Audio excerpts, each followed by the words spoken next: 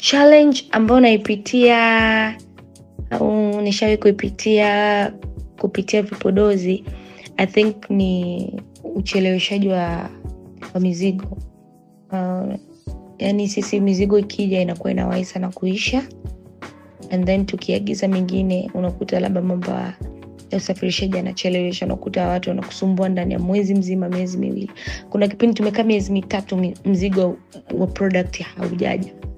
Yaani vile viungo mkabadi, kwa mfano kama sabuni ninavyopendwa, miezi mitatu ilikuwa imeadimika kwenye store yangu. Kwa hiyo nilikuwa nakosa wateja na mauzo yangu yanapungua, kwa hiyo it was stressful. Lakini taratibu, kwa sababu ndo tumeanza, mtaji nao unakuwa mdogo, kwa unavyokuwa kimtaji na stock yako inakuwa kubwa. So tulijifunza hivyo sana mpaka kumaliza mwaka, and that's why tulivyokuja kupiga mahesabu mwaka huu ikatubidi tulete container, kwa sababu tulikuwa tuna wateja wengi na tumeongeza mawakala. Lakini hiyo ni changamoto ambayo nimeipitia sana, ya kucheleweshwa mzigo na unaisha mapema alafu unajikuta naagiza tena unachelewa.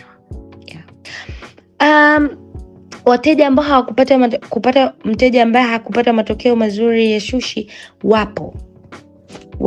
Nikisema kwamba kila mtu anapata matokeo mazuri ya sushi itakuwa ni uongo, kwa sababu katika maisha ngozi watu zinatofautiana. Hata uwe na the best product kiasi gani, lazima katika 90% au katika 100% atatokea tu kuna kiasi 0.1 watatokea tu ambao product itawakataa. Not because product yako ni mbaya, hapana. It's just because ngozi yake imeshindwa correlate na product yako.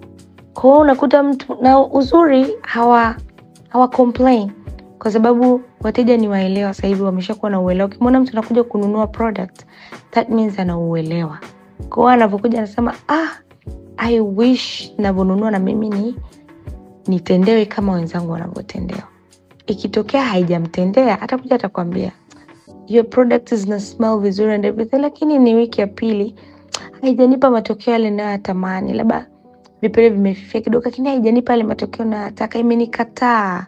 Kwa anaelewa kwamba kwenye product kuna mtu product inamkataa, and you cannot change that. So waga nasemaga so sorry, you can try another product, kwa sababu huwezi kuforce. Kama mtu imemkataa tu, ile ambao watu inawakubali tu. So kwenye vipodozi it always like that.